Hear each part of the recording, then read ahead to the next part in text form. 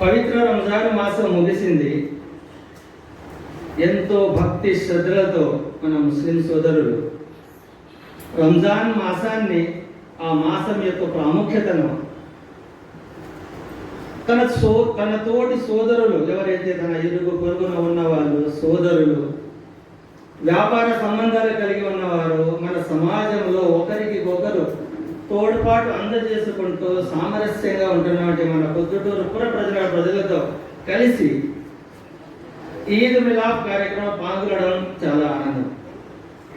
జమాత్ ఇస్లామీ పొద్దుటూరు శాఖ తరఫున మీ అందరికీ రంజాన్ పండుగ శుభాకాంక్షలు. ఈద్ ముబారక్.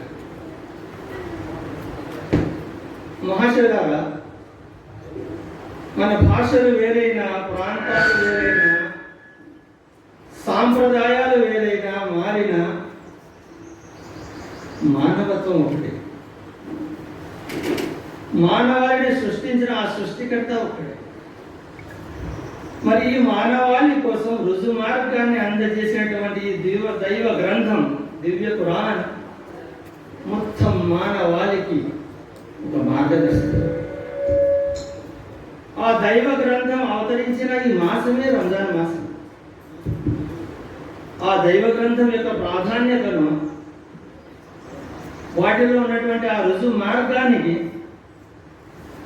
ప్రజలకు చేరేది కాబట్టి ఆయన పంపిన గ్రంథం కూడా ఒకటే అని మనం నమ్ముతున్నప్పుడు ఆ మార్గం మన అందరికీ వర్తిస్తుంది. మరి ఈ గ్రంథం ఏం బోధిస్తుంది అనుకుంటున్నారు? ముస్లిమ్స్ ఒక మిసైల్ తయారు చేయాలంటే అక్కడ ఒక రోజు పడుతుందంట. అలాంటి మిసైల్ అమెరికా తయారు చేయాలంటే నెల పడుతుందంట. మన దేశ ప్రజలు, మన దేశం సంబంధించిన పార్లమెంట్లో మనం నిర్ణయించుకుని ముందుకు వెళ్ళాలి. ఎవరికి భయపడాల్సిన అవసరం లేదు. విషయం ఇరాన్ విషయంలో వస్తే కంపేర్ చేస్తే ఈ రోజు మన పరిస్థితిలో వచ్చింది 90% చదువుకున్న వాడండి, ఎడ్యుకేటెడ్, హైయర్ ఎడ్యుకేటెడ్. ముస్లిం దేశానికి మదర్సాలు మాత్రమే కాదు, సైంటిస్టులు, వైద్యులు. సోదర మహాశయులారా, ఈరోజు మనము ఈద్ మిలాద్ కార్యక్రమానికి హాజరు కావడం జరిగింది.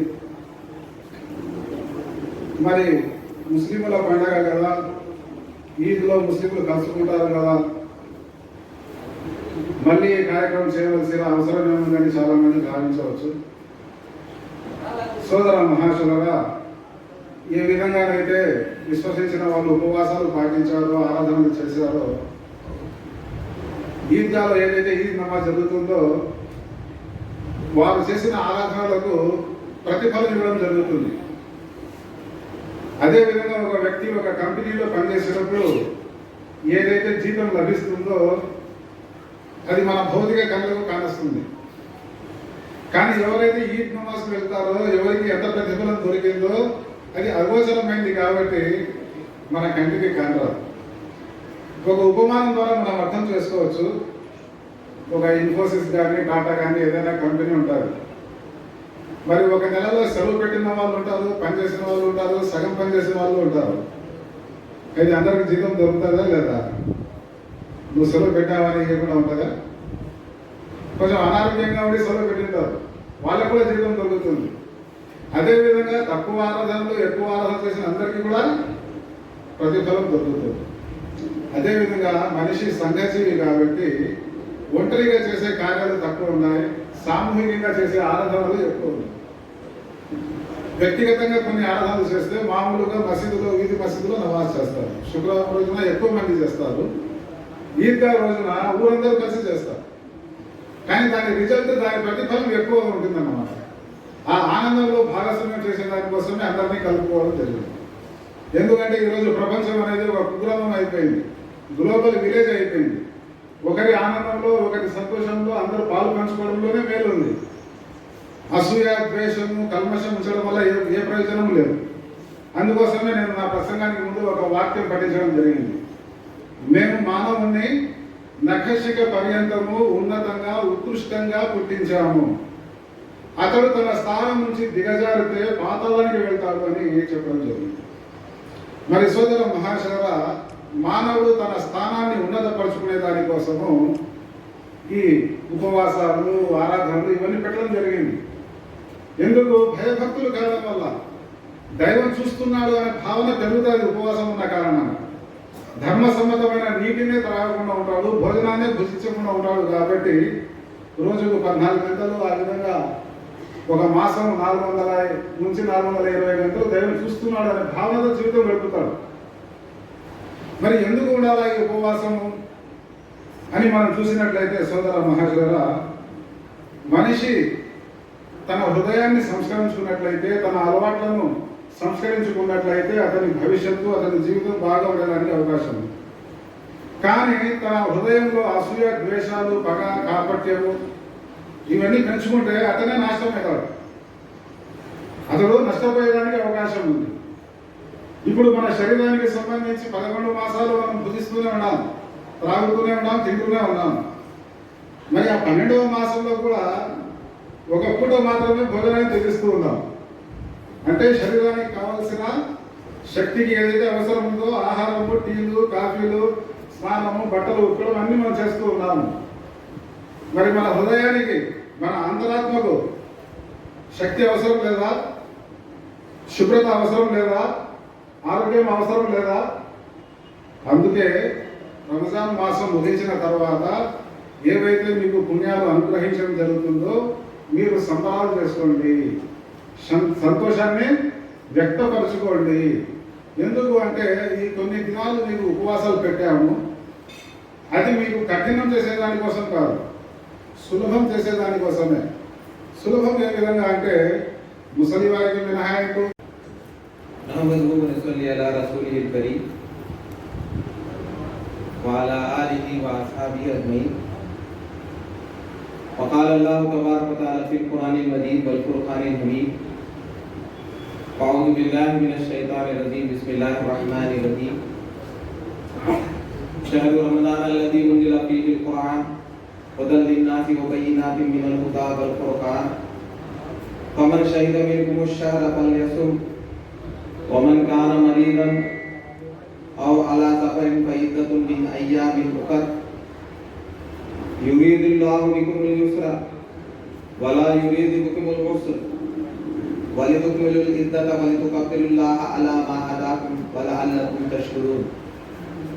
صدق اللہ العظیم. آج کے اس عید میلاد کے پروگرام میں ڈائس پر تشریف فرما صدر جلسہ جناب اکبر بادشاہ صاحب, میڈیا سیکرٹری جماعت اسلامی ہند آندھرا پردیش, اور مہمانان خصوصی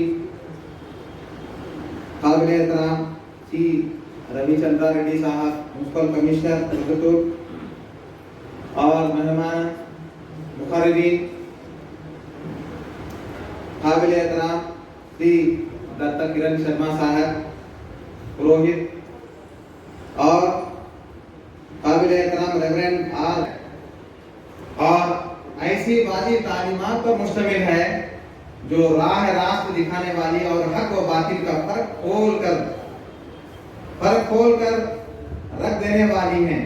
لہذا اب سے جو شخص اس مہینے کو پائے اس کو لازم ہے کہ اس پورے مہینے کے روزے رکھے, اور جو کوئی مریض ہو یا سفر پر ہو تو وہ دوسرے دنوں میں روزوں کی تعداد پوری کرے. اللہ تمہارے ساتھ نرمی کرنا چاہتا ہے, سختی کرنا نہیں چاہتا. اس لیے یہ طریقہ تمہیں بتا دیا جا رہا ہے تاکہ تم روزوں کی تعداد پوری کر سکو, اور جس ہدایت سے اللہ نے تمہیں سرفراز کیا ہے اس پر اللہ کی کبریائی کا اظہار و اعتراف کرو اور شکر گزار بنو. عزیز دوستو, یہ جو پیغام ہم کو مل رہا ہے قرآن مجید کی اس تعلیم کے مطابق سے, قرآن ہم کو جو ماہ مبارک عطا فرماتا ہے رمضان مبارک کے نام سے, اس میں ہم اللہ کی طرف یکسو ہو جاتے ہیں. اللہ کی تعلیمات کے مطابق ہم جو ہیں پیارے نبی صلی اللہ علیہ وسلم کے بتائے ہوئے راستے پر عمل کرتے ہوئے ہم عبادتوں کی طرف متوجہ کرتے ہیں. پیارے نبی اکرم صلی اللہ علیہ وسلم نے فرمایا کہ پاک آلودہ ہو جائے اس شخص کے ناک جو رمضان تو پائے مگر اپنی مغفرت نہ کر لیا. بڑی افسوس کی بات, آپ رسول اکرم صلی اللہ علیہ وسلم ایک مرتبہ मस्जिद नबवी में मेंबर मुबारक पर चढ़ रहे हैं जुमा का खुतबा देने के लिए, और आप रसूल अकरम सल्लल्लाहु अलैहि वसल्लम मामूल के खिलाफ एक एक सीढ़ी पर पैर रख रहे हैं और आमीन कहते हुए जा रहे हैं। आपने खुतबा जुमा अदा किया, लोगों को नसीहत की, नमाज पढ़ाई और आप चले जा रहे थे। सहाबा रिज़वानुल्लाह ताला अजमईन उस मौके पर आप रसूल अकरम सल्लल्लाहु अलैहि वसल्लम के करीब आ गए और उन्होंने आपसे सवाल किया, ऐ अल्लाह के रसूल सल्लल्लाहु अलैहि वसल्लम क्या मामला है? आपने मामूल के खिलाफ मेंबर पर जाते हुए आपने आमीन कहा, 3 मर्तबा आपने आमीन कहा। इस पर आप रसूल अकरम सल्लल्लाहु अलैहि वसल्लम ने सहाबा से फरमाया, अल्लाह ताला का हुक्म है, जिब्रील अमीन अलैहिस्सलाम आए हैं और उन्होंने मुझे बताया कि अल्लाह ताला हुक्म फरमाते हैं कि जो दुआ हजरत जिब्रील अमीन अलैहिस्सलाम कर रहे हैं उस पर मैं आमीन कहूं। अजीज दोस्तों, मां बहनों, गौर कीजिए, ये दुआ मुस्बित नहीं है, पॉजिटिव नहीं है, बल्कि नेगेटिव है। ये दुआ जो है अच्छी दुआ नहीं बल्कि बददुआ जैसी है। क्यों है? इस पर कहा गया, आप रसूलुल्लाह सल्लल्लाहु अलैहि वसल्लम पहली सीढ़ी पर पैर रखे, हजरत जिब्रील अमीन अलैहिस्सलाम फरमाते हैं कि अल्लाह ताला फरमाया कि तबाह बर्बाद हो जाए वो शख्स, वो अपने वालिदैन को तो जिंदगी में पाए